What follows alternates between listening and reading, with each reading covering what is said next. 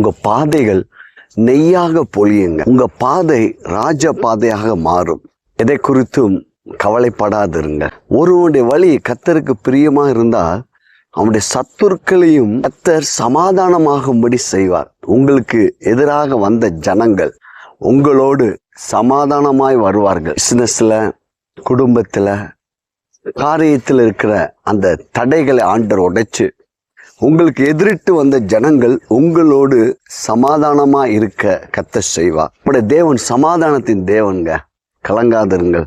சரீரத்துல, உங்க மனதில அடிக்கடி ஏற்படுகிற அந்த போராட்டங்கள், சரீரத்தில் இருக்கிற அந்த பலவீனங்களை ஆண்டவர் இன்றைய தினம் சுகமாக்குறார்.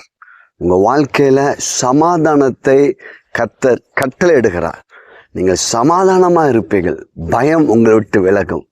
காட்